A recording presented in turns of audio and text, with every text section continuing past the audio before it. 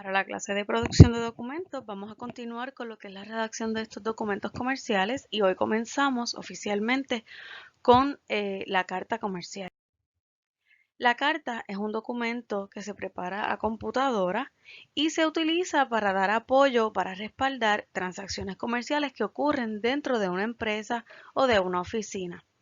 Por lo general, a diferencia del memorando que mencionamos cuando discutimos su material, que el memorando era un documento redactado para las operaciones internas de una compañía, pues la carta amplía, ¿verdad? Ese envío de ese documento y no solamente se utiliza de manera interna, es el documento oficial que se utiliza para enviar a lo que es fuera de una organización o de una compañía. Su función principal es la de transmitir un mensaje, ¿verdad? Llevar un mensaje a un destinatario o a la persona o personas a quienes está dirigida la carta y sirve como un método de representación para la compañía que hace su envío. Siempre es bien importante que toda carta esté firmada ¿verdad? Por lo general es por un ejecutivo, por alguien de la alta jerarquía de la compañía o por el dueño de la empresa en caso de oficinas pequeñas.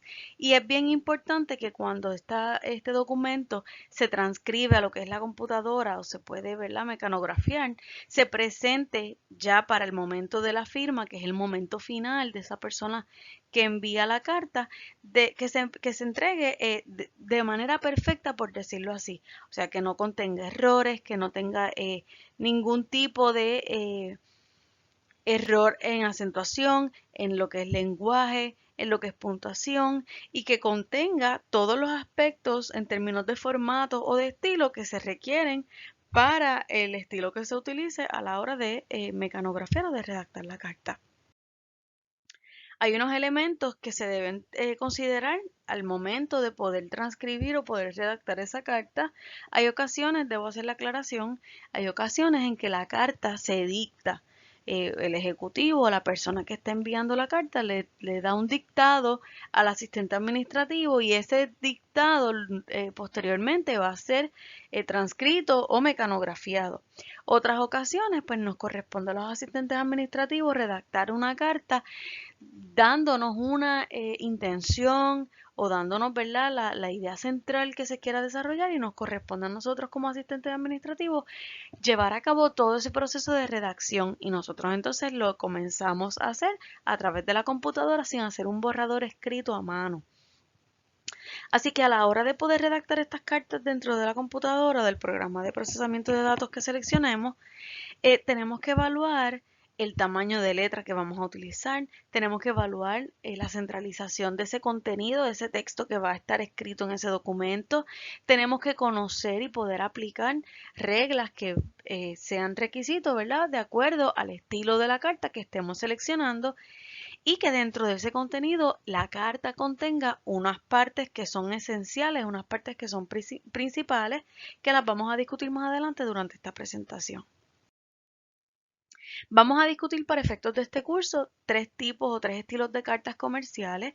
No estoy diciendo que estos sean los únicos estilos que existen otros más, pero para efectos de nuestro curso vamos a enfocarnos en lo que son estos tres estilos, estos tres modelos y vamos a ver las diferencias entre cada uno de la misma manera que lo trabajamos con los memorandos.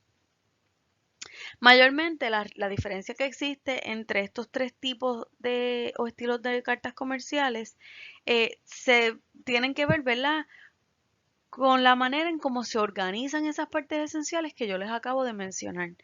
Todas sí van a tener esas partes de mayor importancia, esas partes claves que nos ayudan a identificar que un escrito en efecto es una carta versus un memorando. Sabemos que cuando discutimos el material de los memorandos, el memorando contiene un formato particular, tiene unas líneas guía, ¿verdad? Que son esas líneas de fecha, de asunto, que van en un lugar específico de acuerdo al estilo que estemos utilizando. Pues lo mismo nos aplica con las cartas comerciales.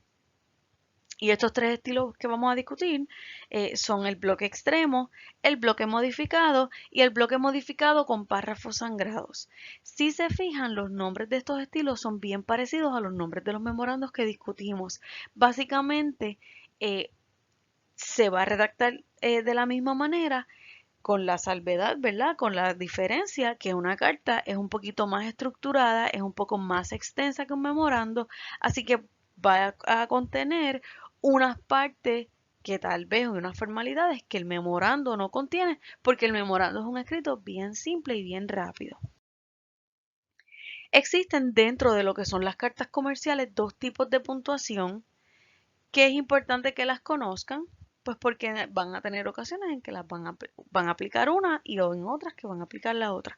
Cuando redactamos cartas comerciales, el mecanógrafo, ¿verdad? O esa persona que es la que está transcribiendo, por decirlo, ¿verdad? De una manera más simple, es quien va a pasar la carta, ese borrador lo va a pasar a computadora, pues decide qué tipo de puntuación se va a utilizar para la redacción de esta carta. El primer tipo es la puntuación abierta, que es cuando no utilizamos signos de puntuación al finalizar las líneas de la fecha, la dirección, el saludo, la despedida y las partes de la firma. Simplemente escribimos el saludo y no tenemos que colocar ningún signo de puntuación. Este tipo de puntuación, como no se utilizan esos signos, es el más sencillo, pues porque no todos los asistentes administrativos, no todo el personal de una oficina contiene o posee las mismas destrezas en términos de redacción y de español que otros empleados, así que utilizar una puntuación abierta eh, va a significar que se contengan menos errores en términos de signos de puntuación. Ahora, hay cartas que utilizan lo que es la puntuación mixta o estándar.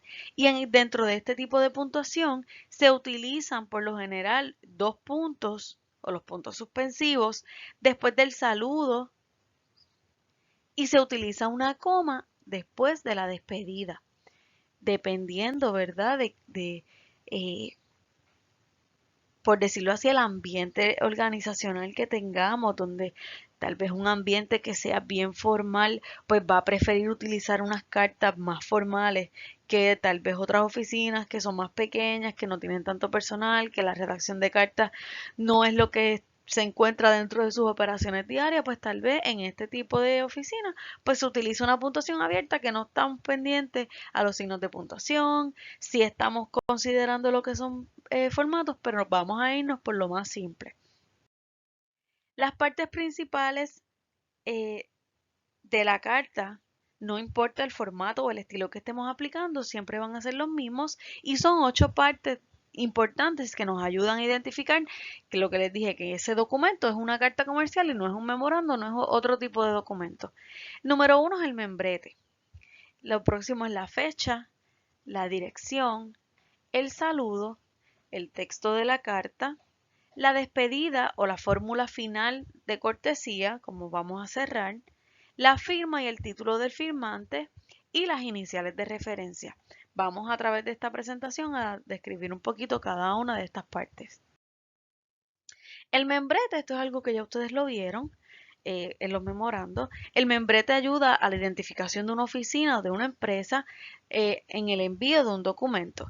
Dijimos que representa lo que es una imagen que contiene unos datos de importancia relacionados a esta compañía. Por lo general, se diseñan de acuerdo a los colores eh, de la compañía o se utiliza el logo y nos incluye una información eh, que es de naturaleza, ¿verdad? Empresarial, porque no nos está hablando de la organización de la empresa, simplemente nos está diciendo el nombre, la dirección, básicamente a qué se dedica la empresa y la información de contactos, números de teléfono, números de fax, correo electrónico, etcétera. Por lo general, un membrete nos ocupa alrededor de 12 espacios lineales o 12 renglones, por decirlo así, o pulgadas verticales. O sea, la cantidad de arriba hacia abajo son 12 veces por lo general que le demos enter, lo que equivale a 12 veces que se presiona la tecla de enter.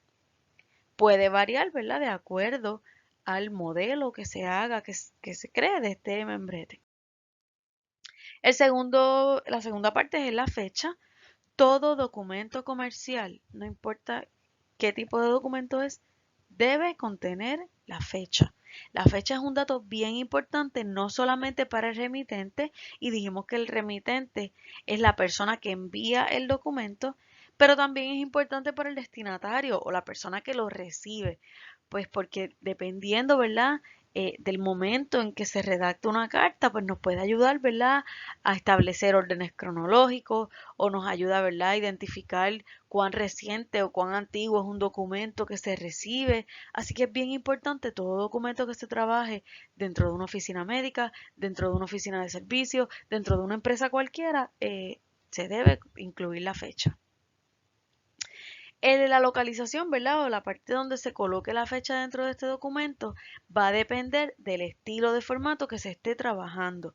Hay estilos que utilizan todos sus componentes o todas sus partes esenciales en un margen izquierdo y hay otros que nos permiten organizar la fecha en una parte central del papel o en la parte más cercana al margen derecho. Así que esto va a depender de ese estilo que se esté utilizando.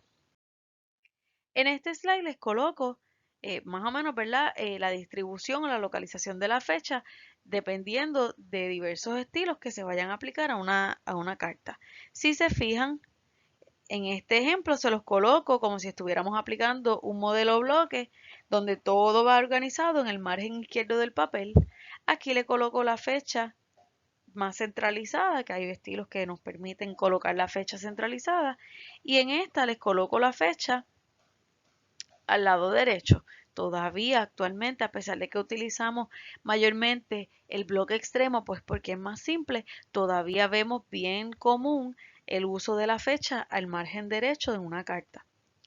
En las fechas no se abrevia ninguna de sus partes. Sí que cuando estamos copiando y tomando clases en la universidad, abreviamos con slash o abreviamos el mes o abreviamos solamente día, mes y año.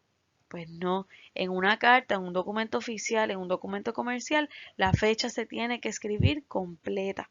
Y la manera correcta dentro del español de escribir la fecha es comenzando por el día, y cuando les digo en cifras, en número, seguido por la palabra de, luego colocamos el mes completo y todo en minúscula. En inglés el mes se coloca siempre con letra mayúscula. Tenemos que aprender que en español eso no es así. El mes siempre se va a colocar en minúscula de la misma manera que si estuviéramos escribiendo los días de la semana. Luego del mes escrito en palabra y en minúscula, seguimos por otra preposición de y por último colocamos el año en cifra, volvemos en números y no vamos a colocar solamente los últimos dos dígitos del año, vamos a colocar el año completo con sus 4 dígitos. 2020, pues escribimos 2020. No vamos a escribir solamente 20. ¿Okay? La próxima parte es la dirección. La dirección contiene varias líneas que se van a escribir espacios sencillos, pues porque pertenecen a una misma sección, así que vamos a mantenerla lo más comprimida posible y la mantenemos a espacio sencillo. Por lo menos contiene de 3 a 4 líneas para que se logre un balance en términos de presentación de esta carta. Se coloca siempre la dirección del destinatario, o sea, la dirección de la persona a quien va dirigida esa carta. Y va a contener el nombre completo de ese destinatario, puede contener en cartas oficiales el título y obviamente esa dirección postal o física donde se vaya a estar enviando esa carta. El saludo dentro de las cartas es una parte que se contiene y que tal vez en el memorando no vemos, pues porque como parte, ¿verdad?, de esos estilos de las cartas se incluye una formalidad, una cortesía. Hay reglas que nos establecen, ¿verdad?, cómo tenemos que trabajar con esta formalidad de la cortesía y se nos exige que en todo momento en una carta se le dediquen, ¿verdad?, unas pequeñas palabras, algo bien breve, pero que sea para poder saludar, ¿verdad?, a esta persona a quien se le está enviando la carta. Cuando vimos el memorando y vamos a estar, ¿verdad?, todo el tiempo haciendo referencias y comparaciones entre las cartas y el memorando, pues para que ustedes puedan ver esa diferencia en términos de estilo y de formato que va a tener la carta, que no vamos a ver tal vez en otros tipos de documentos como lo es el memorando. Dentro de este documento va a haber una línea designada, ¿verdad? Para saludar a esa persona a quien le estamos escribiendo. Por regla, ese saludo se va a escribir después de la dirección, dejando dos renglones verticales o dos espacios, ¿verdad? Dos veces que le presionemos Enter dentro de la carta. Y después de ese saludo también vamos a dejar dos renglones. O sea que dejamos dos renglones antes y dos renglones después de ese saludo. El saludo debe ir acorde al rango o al puesto de la persona o al destinatario, a ese puesto que ese destinatario ocupa. O sea, no podemos dirigirnos a una persona cuya formalidad o cuya importancia dentro de una empresa es máxima versus a una persona que tal vez es un compañero de trabajo y tenemos bastante confianza. O sea, no nos vamos a dirigir, no nos vamos a saludar a esas dos personas de la misma manera. Así que debemos tener, ¿verdad? Guardar una relación bien directa entre ese rango, esa importancia o esa confianza que tenemos con esa persona a quien estamos dirigiéndole la carta. Vamos a mantenernos un poquito más dentro del marco respetuoso y marco formal para evitar parecer, ¿verdad? Irrespetuosos o parecer rudos por alguna, ¿verdad? Por alguna razón. Aquí les coloco algunos ejemplos de cómo podríamos aplicar ese saludo. Por lo general, si tenemos el nombre de la persona a quien va dirigido, pues lo utilizamos. Casi siempre se utiliza el apellido. Podemos utilizar el término estimado, estimados señores, estimada comunidad escolar, estimada comunidad universitaria, estimado personal administrativo, estimado personal del departamento tal. Dependiendo a quién va dirigida esa carta, ¿verdad? Podemos aplicar este saludo, hacerlo universal.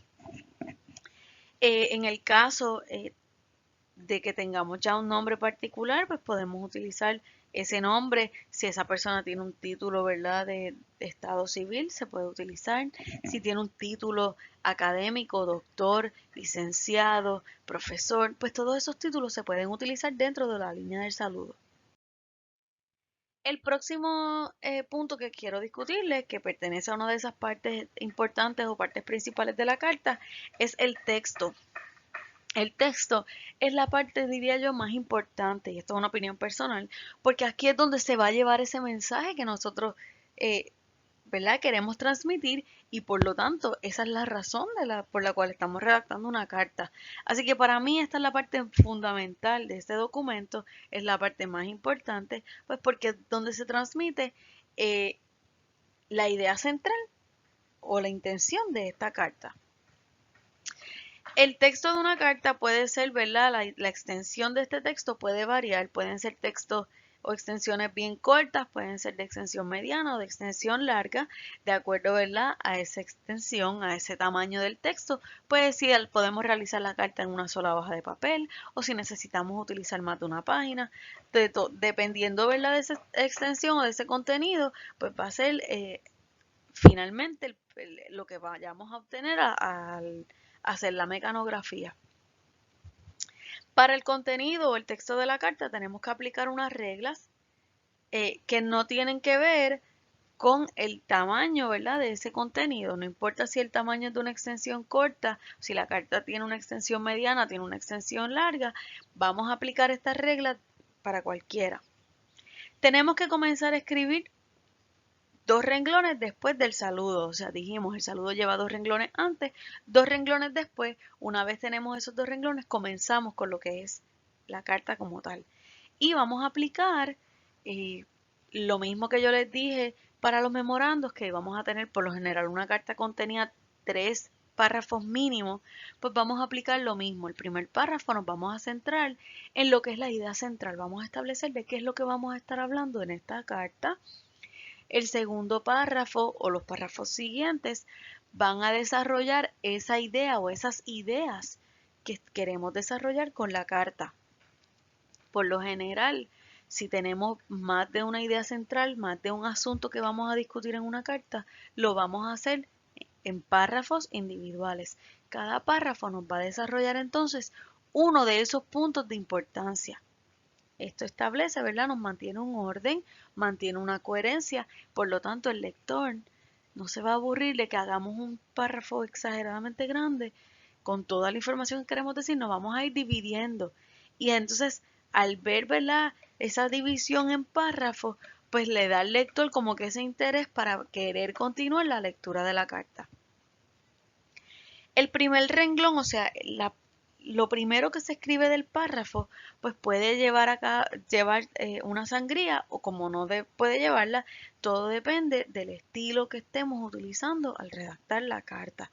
Si la carta lleva un bloque extremo, pues sabemos que un bloque extremo, de la misma manera que lo vieron en el memorando, no lleva sangrías. Si el estilo que seleccionamos sí lleva los párrafos sangrados, pues sabemos que se utiliza la tecla Tab. Por lo general marcamos una vez la tecla Tab para dejar un pequeño espacio, aproximadamente de entre 5 o 6 espacios, si estuviéramos presionando la barra de espacio, para que se vea, ¿verdad?, que ese es el inicio de un párrafo. Dentro del texto de la carta es importante que se mantenga el margen derecho, o sea, el lado derecho de la carta, esa línea hacia abajo, lo más uniforme posible.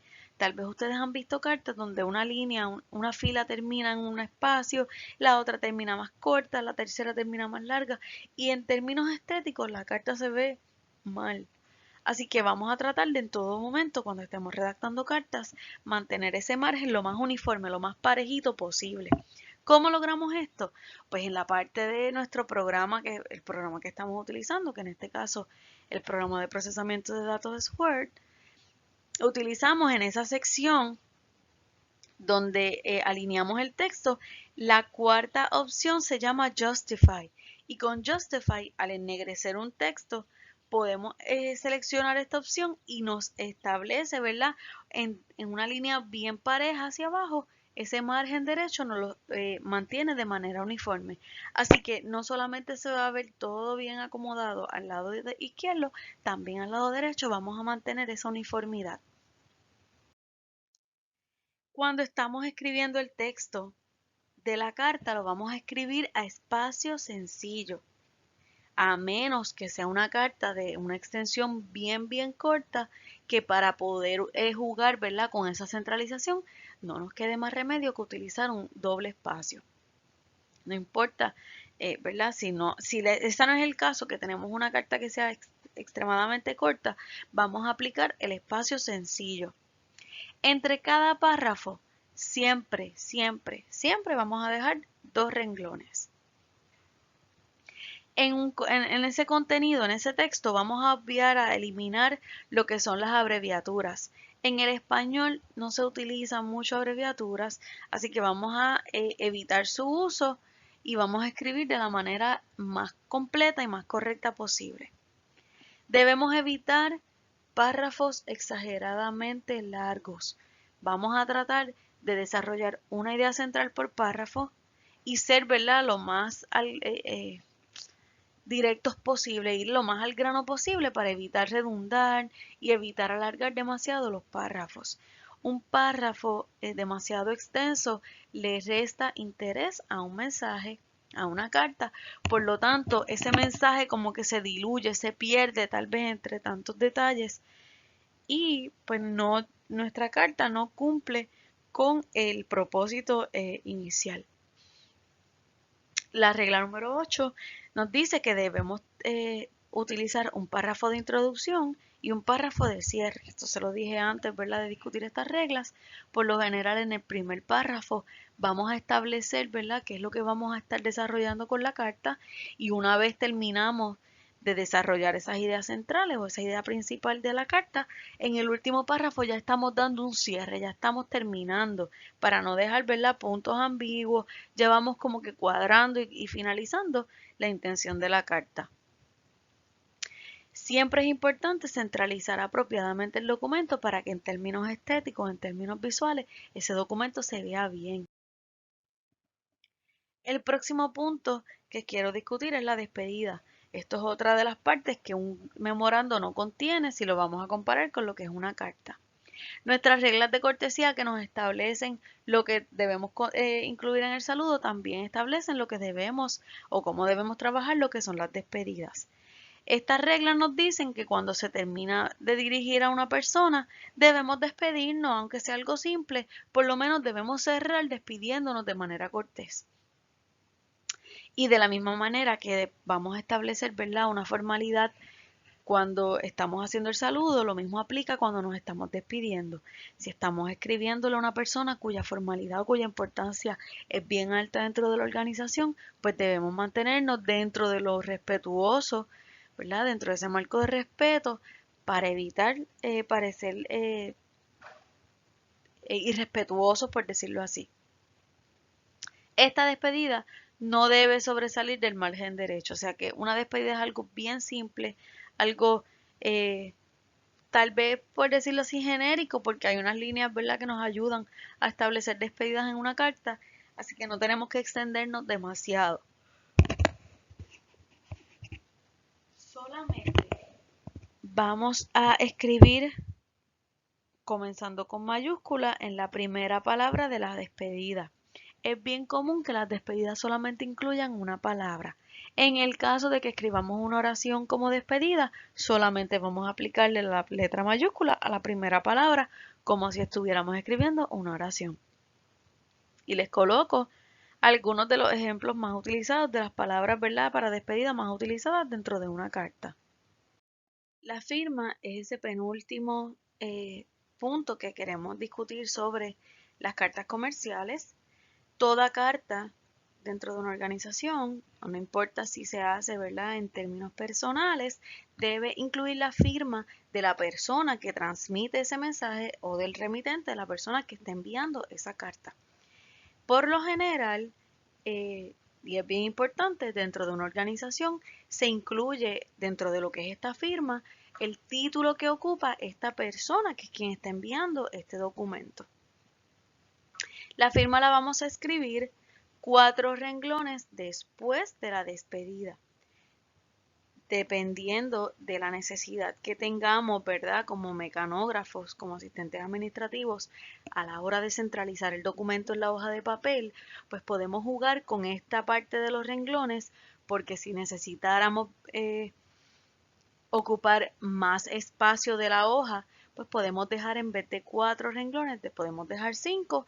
Si por el contrario necesitamos ocupar un poco de menos espacio, porque entonces el documento nos queda en una segunda página y no tenemos suficiente contenido para ocupar otra página, pues en vez de dejar 4 podemos dejar 3. Así que ese juicio podemos utilizarlo y aplicarlo a la hora de centralizar el documento relacionado a lo que son los renglones de la firma.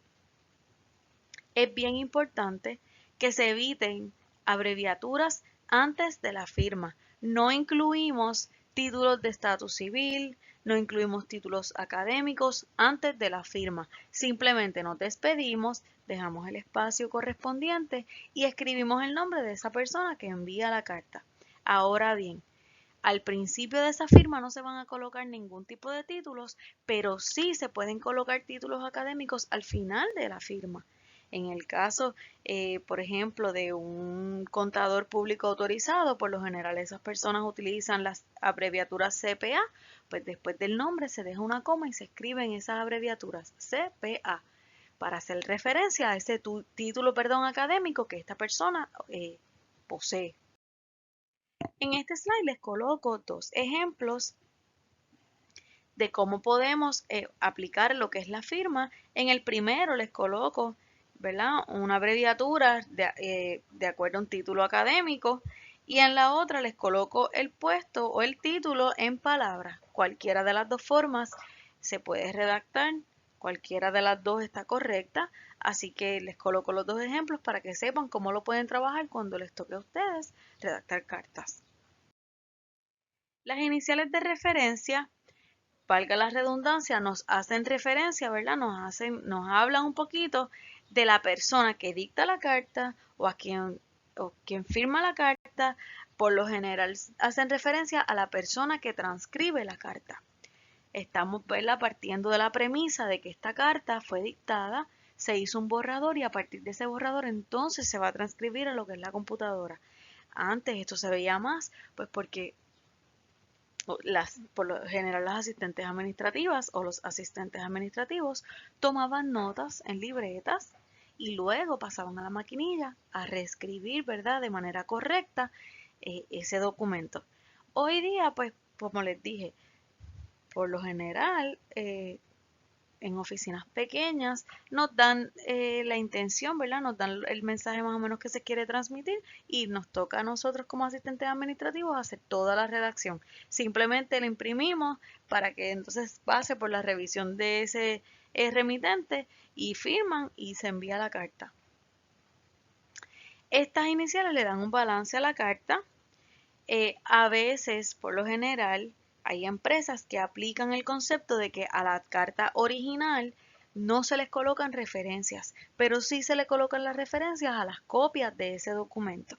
Esto es algo que es opcional, esto queda a discreción de cada compañía, cómo quieren trabajar esto de las referencias.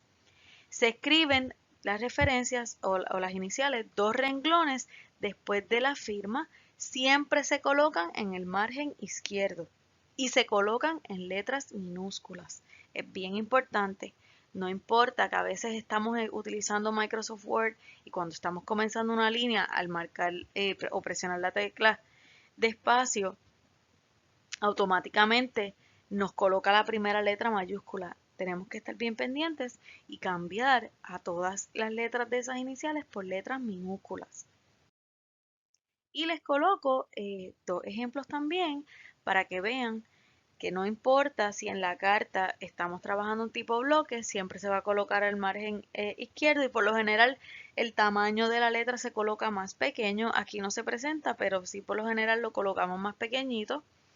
Y si la carta, ¿verdad?, lleva un estilo un poco diferente a lo que es el bloque extremo y se utilizan elementos al margen derecho más centralizados, como quiera las iniciales se van a colocar dentro de lo que es el margen izquierdo. En esta imagen les coloco, ¿verdad?, un formato general de cómo se van a colocar esas partes de la carta dentro de la hoja de papel. Obviamente, dentro de esta imagen no estamos aplicando ningún estilo en particular. Por lo general, inicialmente, en términos generales, sin aplicar ningún estilo, así es como distribuimos las partes que les acabo de mencionar dentro de lo que es la carta. Van a ver más adelante, a medida que vayamos discutiendo esos 3 estilos que les mencioné, cómo en algunos estilos van a haber elementos que van a acomodarse, ¿verdad?, orientarse en otras posiciones. Hoy comienzo con lo que es el bloque extremo. El bloque extremo es el más fácil de redactar y de preparar, pues porque conlleva que todas sus líneas comiencen dentro de lo que es el margen izquierdo. De la misma manera que trabajamos el memorando y todo iba alineado hacia el lado izquierdo, la carta tipo bloque extremo también lo organiza todo a ese mismo lado. Este estilo se está utilizando mucho actualmente y se utiliza principalmente por compañías que se enfocan en economizar tiempo, esfuerzos, energía, movimiento y en desarrollar, ¿verdad?, lo que es la eficacia y lo que es la productividad. Queremos economizar el tiempo en los procesos, queremos ser más eficientes y más productivos. Así que este es el estilo ideal para poder redactar un documento en el menor tiempo posible, pues porque todo, a pesar de que va a contener, ¿verdad?, más elementos o más partes que un memorando o que otros documentos, todo se va a estar organizando dentro de lo que es el margen izquierdo y no tenemos que perder tanto tiempo en términos de centralización del documento en la hoja de papel. En esta imagen les coloco cómo se ve el formato aplicando el bloque extremo. Siempre vamos a dejar 4 renglones luego de la fecha. El membrete podemos utilizarlo, puede que no, todo depende, ¿verdad?, de esos procesos, de cómo la empresa trabaje. El destinatario se va a escribir el nombre completo, se va a incluir la dirección. Dijimos que la dirección puede contener 3 o 4 líneas. Hay direcciones postales que solamente incluyen 2, dependiendo, ¿verdad?, de qué tipo de dirección y qué elementos contenga la dirección, pues son las líneas que nos van a ocupar. Esa dirección dijimos que va a ir en espacio sencillo para, ¿verdad?, comprimir un poquito esa sección. Una vez culminamos con lo que es la dirección, vamos a dejar 2 renglones y comenzamos con la línea del saludo. La línea del saludo puede ser algo bien simple. Van a recibir junto con esta presentación un documento en PDF donde les incluyo unas partes del libro de referencia que utilicé que se encuentran como apéndices y les da, ¿verdad?, algunas ideas de cómo trabajar lo que es el saludo y lo que es la despedida. Yo sé que no todos los estudiantes poseen las mismas destrezas de español, probablemente algunos de ustedes que ya tienen experiencia trabajando previamente en oficina sí tengan estas destrezas, pero quiero ser equitativa y quiero darles a todos las herramientas que necesitan para poder redactar. Sabemos que no nos encontramos dentro del salón de clase, así que esto nos complica un poquito en términos de poder interactuar en grupo a la hora de redactar documentos.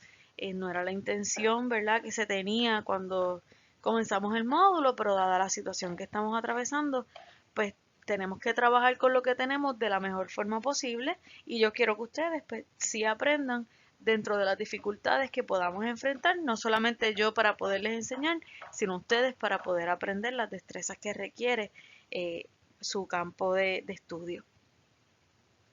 Luego del saludo siempre dejamos 2 renglones y comenzamos con lo que es el texto.